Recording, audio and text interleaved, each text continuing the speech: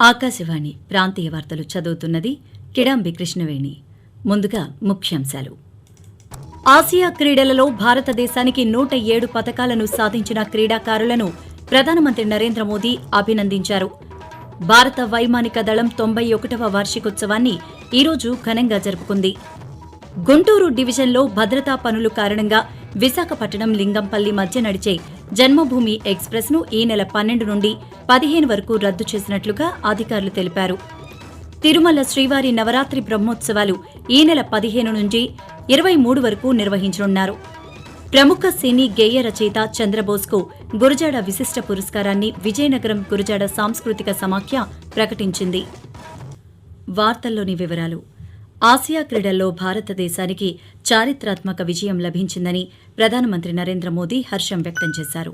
చైనాలోని హాంగ్జౌలో జరిగిన ఆసియా క్రీడల్లో 107 పతకాలు సాధించి భారత క్రీడాకారులు అద్భుతమైన ప్రతిభను కనబరిచారని ట్విట్టర్లో ఈరోజు పేర్కొన్నారు.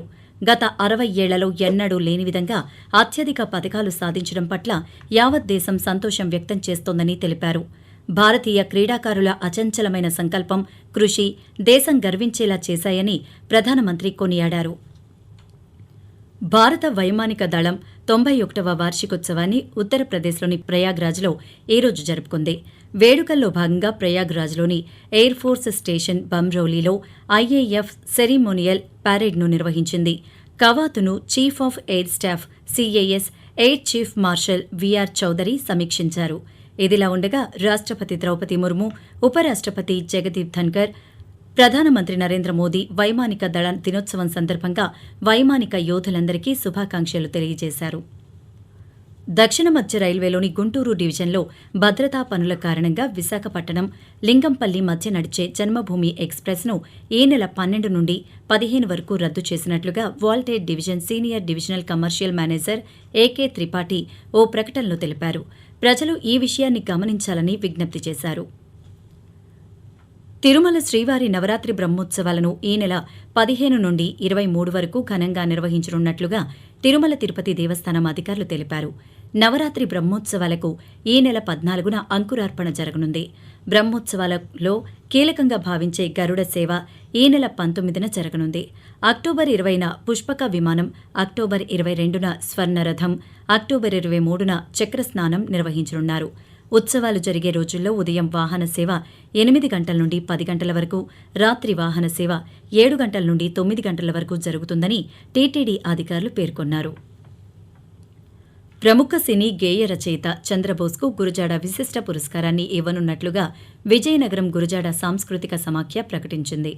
విజయనగరంలోని స్థానిక గురజాడ స్మారక జిల్లా కేంద్ర గ్రంథాలయంలో ఈరోజు ఏర్పాటు చేసిన మీడియా సమావేశంలో నిర్వాహకులు మాట్లాడుతూ నవంబర్ 30వ తేదీన జరిగే కార్యక్రమంలో అవార్డుని ప్రదానం చేస్తామని తెలిపారు. యువత రాజకీయాల్లోకి రావాల్సిన అవసరం ఉందని పూర్వ ఉపరాష్ట్రపతి ఎం వెంకయ్యనాయుడు అభిప్రాయపడ్డారు. హైదరాబాద్ ఎంసీఆర్ హెచ్ఆర్డీలో ఈరోజు నిర్వహించిన సిటిజన్ యూత్ పార్లమెంట్ కార్యక్రమానికి ఆయన ముఖ్య అతిథిగా హాజరయ్యారు.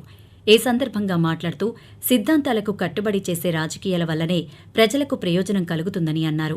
చట్టసభల్లో ఫలవంతమైన చర్చలు జరిగి ప్రజలకు ఉపయోగపడే చట్టాలు రావాలన్నారు.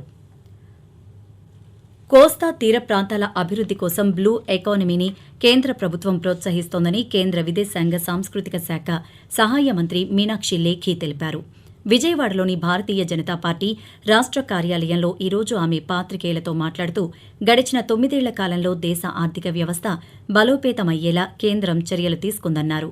G20 సదస్సుని సమర్థవంతంగా నిర్వహించడం ద్వారా అంతర్జాతీయంగా భారత్ పెద్ద విజయం సాధించిందని కేంద్ర మంత్రి పేర్కొంటూ So Global South was the agenda which Government of India brought forward in G20, and thus Global South conversations start to wear in terms of resource management, in terms of emerging economies, in terms of green energy, and when India came up with the tagline Vasudhaiv Kutumbakam, one earth, one family, one future.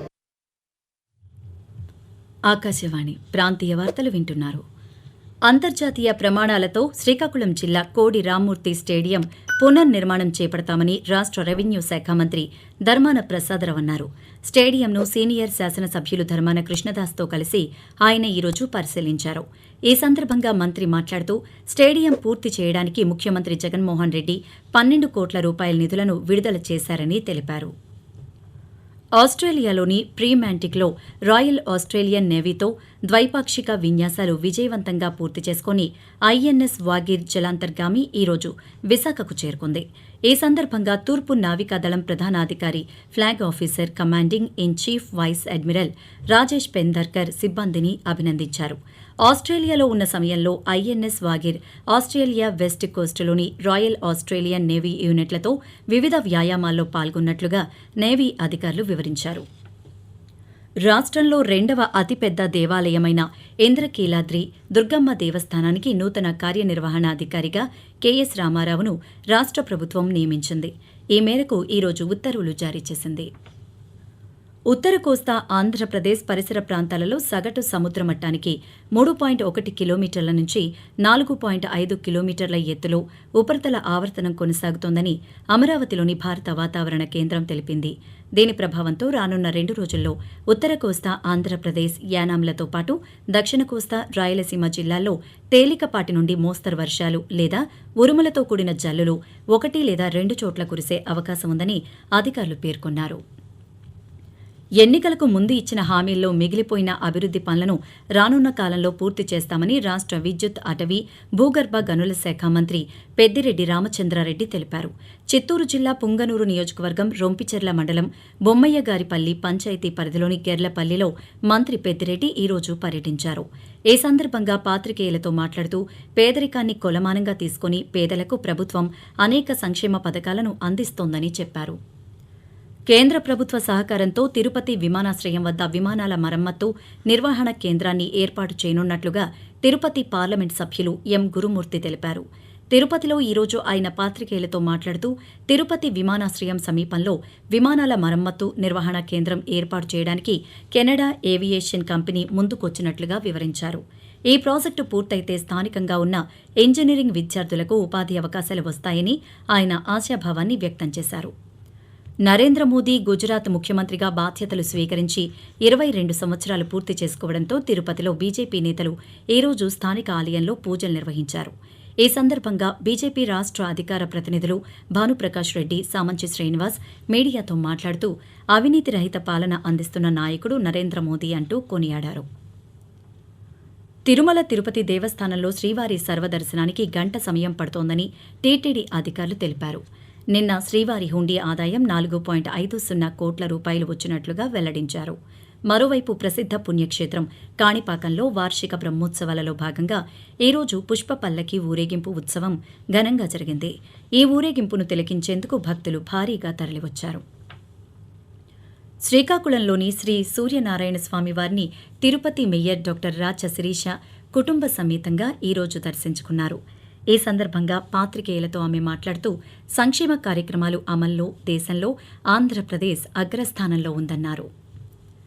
ప్రాంతీయ వార్తలు ముగించే ముందు ముఖ్యాంశాలు మరోసారి. Asia క్రీడల్లో భారతదేశానికి 107 పతకాలను సాధించిన క్రీడాకారులను ప్రధానమంత్రి నరేంద్ర మోదీ అభినందించారు. భారత వైమానిక దళం 91వ వార్షికోత్సవాన్ని ఈరోజు ఘనంగా జరుపుకుంది. గుంటూరు డివిజన్లో భద్రతా పనుల కారణంగా విశాఖపట్నం లింగంపల్లి మధ్య నడిచే జన్మభూమి ఎక్స్ప్రెస్ను ఈ నెల 12వ తేదీ నుండి 15వ తేదీ వరకు రద్దు చేసినట్లుగా అధికారులు తెలిపారు. తిరుమల శ్రీవారి నవరాత్రి బ్రహ్మోత్సవాలు ఈ నెల 15వ తేదీ నుండి 23వ తేదీ వరకు నిర్వహించనున్నారు. ప్రముఖ సినీ గేయ రచయిత చంద్రబోస్కు గురజాడ విశిష్ట పురస్కారాన్ని విజయనగరం గురజాడ సాంస్కృతిక సమాఖ్య ప్రకటించింది. ఆకాశవాణి ప్రాంతీయ వార్తలు ఇంతటితో సమాప్తం.